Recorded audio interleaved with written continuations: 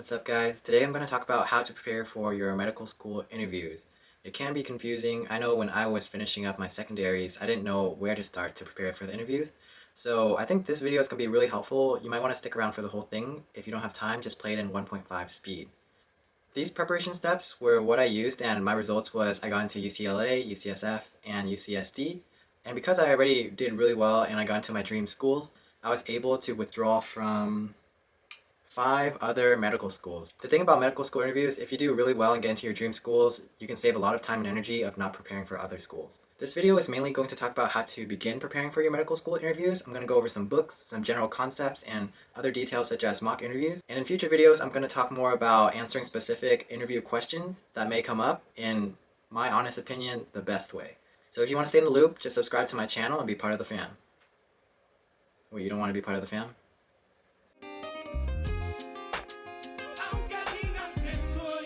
Okay, so time to prep. Honestly, I don't think time to prep is really a good gauge. Maybe you can prep for like 6 weeks or 8 weeks or 10 weeks. I think what's more important is that you get 6 to 8 mock interviews in before your first medical school interview, especially if your first one is something that you really prioritize or if it's a dream school. The real practice comes with the mock interview. So by the time that you make it to your 6th, 7th, and 8th mock interview, you'll be more solid. For me, the time that I prepared was about 8 weeks prior to my first interview, which was Virginia Commonwealth. Virginia Commonwealth is down in the priority list of my medical schools that I wanted to go to, and that's what I would recommend.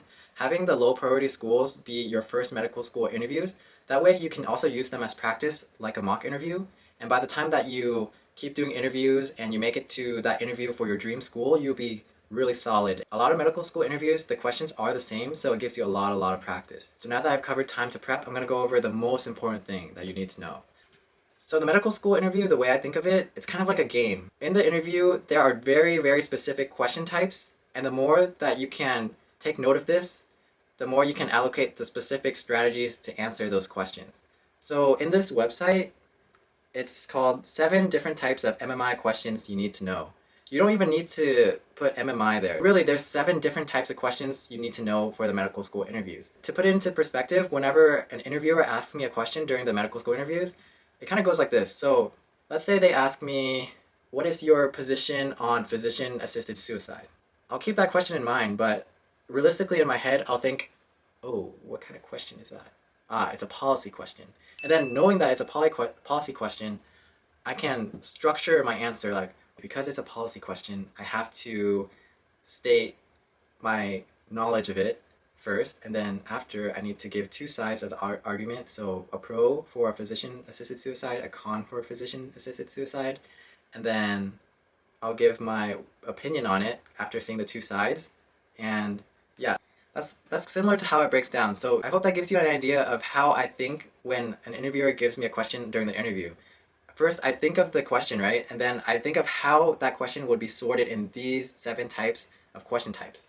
And then by that, I would have a strategy to answer that question. No matter what type of interview you have, whether that's open, closed, or panel traditional interviews, or group interviews, or MMI interviews, every single question you get asked, you can sort it into one of these 7 question types. And with that, you'll have the strategies. Even for the most well-spoken person, I would think that knowing the strategies will give you much better base of answering all the questions because you can hit every single detail that the interviewer is looking for rather than just guessing of what they're trying to have you say. So that's really the most important thing, knowing that there are different question types and there's different strategies of what you need to say for each question type to make it a good answer. The best way to learn about these strategies is to read medical school interview books. There's a lot of books out there. I'm going to give you an idea of some of the best ones. So I know a lot of pre-meds that really love this book, the Pre-Med Playbook. So it gives you knowledge about different types of interviews, so like the MMI interviews, the traditional interviews, and it also gives you strategies to answer the questions that may come up. For a lot of the questions in this book, the author writes down different ways that students have tried to answer the questions in the past, and he gives you feedback for the answer, why it was good, why it was bad. But what I don't really like about it is that it lists way too many questions. So, like right here. So in this book, it's riddled with pages that ask you just questions that you can find lists of online. There would be like 4 or 5 pages in a row where he just lists questions, which I don't really like. The second thing I don't really like is a lot of the answers that he lists in this book are not expert answers. It's answers from students who are applicants. Sometimes the answers would be really small or not really good at all. So It doesn't really give you like a good example of what a good answer would look like, because even if he gives feedback on those answers, he doesn't answer the questions himself. By the way, don't buy a medical school interview book in like physical form. I would recommend it to be bought in an electronic form, like in a Kindle where you can open it on your laptop, because that way you have all your notes in your laptop.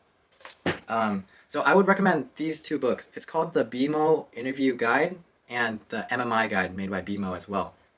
What I like about these two books is that it covers what's in this book, but honestly better. They give more details of how to answer these different question types. Also, they give expert answers. They give answers from people who have been on admissions committees before, and the questions are really long.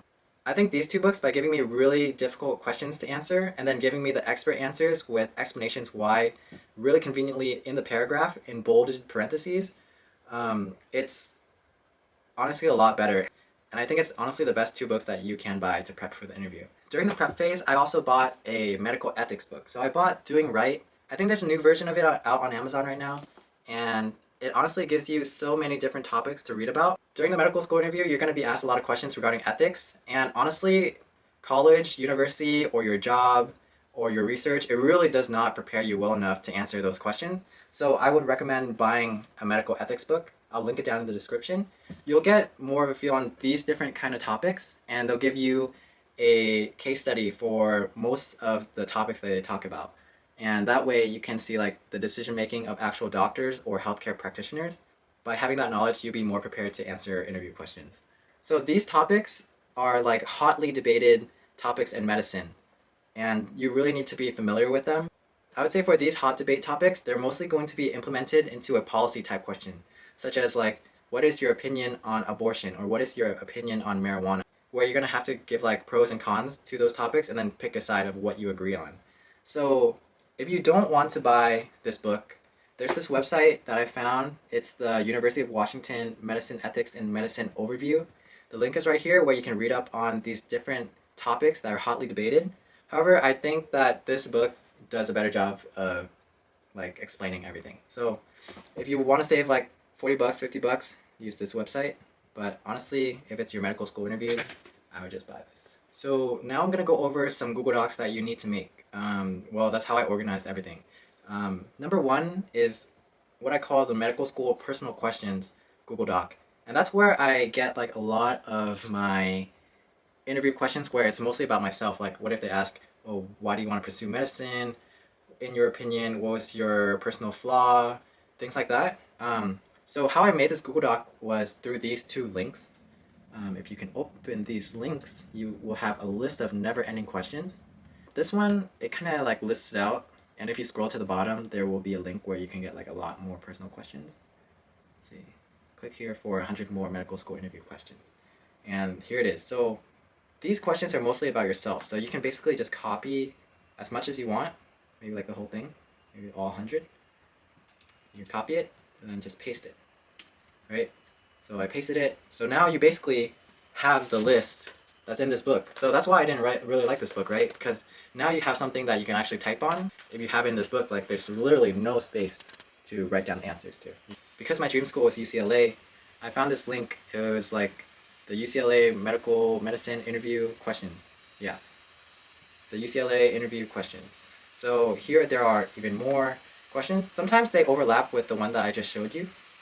But basically, the whole idea is you just copy and paste these questions, and then you can kind of like jot down ideas for answering these. A lot of people are going to tell you not to memorize questions. I disagree with that. So there are certain questions that you will be asked again and again and again during medical school interviews. Like obviously, tell me about yourself, or like, why do you want to pursue medicine? So it's good to memorize those because since you'll be asked it anyways, it's good to have a flow and like some main points that you really want to get across. I know for me, there's some main points where if I don't tell the surrounding details of it, it wouldn't really like show like a whole cohesive picture. So a lot of these questions, like especially the personal questions, I memorized. And like it's not really that hard to memorize if you like have a lot of time to prepare for it. But if you want, you can just bullet point to have like the main ideas, and you can just kind of fill it in as you're telling a story to your interviewer. I would memorize about 30% of those questions, and then the rest of the 70% I would just bullet point. So don't let people say like don't memorize. Like that's not a good tip. Memorizing can be a good thing. So the second Google Doc is the medical school MMI Google Doc. And this one, I have this link here, 200 MMI questions. This is a really good link. So once you open it, I think the first 10 questions that it lists, it gives you an expert response for it, where you can just click and it'll give you the answer. So if you notice, the answer to this is really, really long, but it's very comprehensive. That's what I like about it, because even though you would likely not talk this much during an answer for the actual interview, by remembering like maybe half of the things that is said here, like if they do ask you a question similar to this, you have a lot of valid points to talk about rather than having too little. The thing about this book is that the example answers that they give are very, very short. So like you don't have a lot of different talking points to talk about. Here, there's literally 2 paragraphs for this whole answer. So obviously there's a lot of different talking points that you can take away from it. This is a good example of why you should buy those 2 books I mentioned earlier, the BMO Ultimate Medical School Interview book and the MMI interview book. A lot of the answers that they give in those books are as lengthy as this. But what I would do is I would just scroll down and like just copy and paste. So same thing, I would just copy and paste a lot of these MMI questions. And then as I go along with the preparation process, I would read these and try to answer them. So obviously it looks really hard right now because you haven't prepared for your medical school interviews. But like soon when you get a chance to read the books that I recommended, it should be clearer and you should be able to like jot down some answers, like the ways you would answer. You'll be able to think about how to answer these questions more. And then lastly, the most important Google Doc I'd probably say is this one. So I call it the Medical School Mock Interview Notes Google Doc. After all of my mock interviews, I would sit with my mock interviewer and we would go over like what I did good during those interviews and what I did bad. I did 11 mock interviews. That's why I really recommend that before you do your first one, get 6 to 8 in, because these are very, very valuable. I would write down all the things that I did right or wrong. Sometimes like if I answered a question really good, I would just put good because I would be solid on it, obviously because it's my 11th one. But as you can see, like there's always things to fix. Up here I said, hi, my name is Boz. Thank you for being here with me today. With whom do I have the pleasure of speaking to? That's mainly because I had a problem of like introducing myself to my interviewer, and sometimes during your interview, one of the most important things is to get to know the interviewer, or like have like that ice-breaking moment. So I really sucked at that, so I wrote it up here. So when like I'm practicing on the interviews by myself, I would just keep that in mind. So realistically, you'll have like a lot more mocks. So like it will look like this: mock interview 10, and then your notes from mock interview 10, and mock interview 9. You get the point. So those are the 3 Google Docs that I use to organize everything. I would study these. So I would have like a whole list of everything, and I would study it, both the personal questions and the MMI. And then I would study a lot, do a mock interview. And then after the mock interview, I would write down my notes here. And that would be an endless cycle, just of reviewing, refining my answers, and then doing a mock interview. Over time, you'll be better at answering questions and having like the good mannerisms towards the interviewer. One big thing though with these interview questions, you have to cap it around 3 minutes. Let's say you write down the answer to a question, and then you read it back, and you recite it, and you read it. Make sure that you can recite it and cap it at 3 minutes, because the more you talk, the more the interviewer is going to get bored. So at most 3 minutes for each question, no matter what it is, no matter if it's a personal question or if it's an MMI question. That's generally the biggest tip for that, because I used to ramble so much, and then every single mock interview, people will be like, your answer's too long. And then the last thing I want to leave you off with for this video is the news. Oh yeah, for some reason, everywhere I looked during my application cycle, people always told me to keep up with the news. That way, if a question does come up during the interview, I would be prepared to answer it. And honestly, it's quite hard, because if you go on like any CNN website, there's so much news. My opinion for keeping up with the news is, I don't think it's really something that you should really stress about. Listening around like 10 minutes to 15 minutes or 20 minutes a day on the radio would be good. One radio that I would recommend is called NPR One. I did that when I was driving to and from work. My commute was about 30 minutes each way, so during that commute I would listen to NPR One. They give you like a whole hour of news. Just listen to a little bit, because like just knowing a little bit of what's going on in the world today is enough. It's honestly just enough. Like just take my word for it. You don't need to be like on top of the news 100%. If you do find something interesting in the news and you want to like keep that in mind for like if you want to bring it up in a future interview, I would recommend making like some short bullet points in your personal questions Google Doc.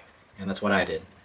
So the biggest thing about preparation, I really want to drill it in you, is that you need to do the mock interviews. Go to as much mock interviews as possible, 6 to 8 before your first one. After your first real interview, that's kind of like the time that you're most prepared ever, right? And then most of the time for future interviews, it's mainly going to be reviewing what you already reviewed before.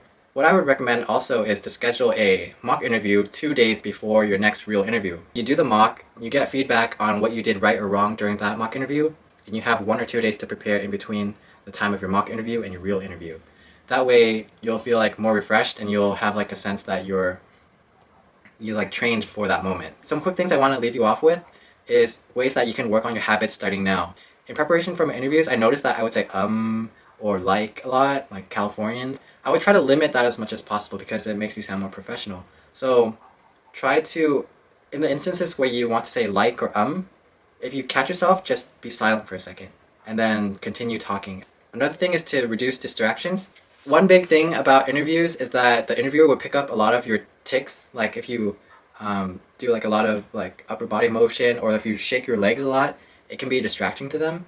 So whenever you're rehearsing your questions or when you're doing a mock interview, try to really take notice of that and try to limit distractions as much as possible. Like don't play with a pen while you're talking or something like that. Also try to have eye contact whenever you talk. It's really awkward sometimes, but just like fight the awkwardness and try to keep as much eye contact as possible when you're talking with your interviewer, because it's just like a mannerism you have to get used to. That's pretty much it, all of the tips that I have right now, and then in future videos I'll be releasing more things based on the questions and comments that I get on this video. So to stay in the loop, just make sure to subscribe.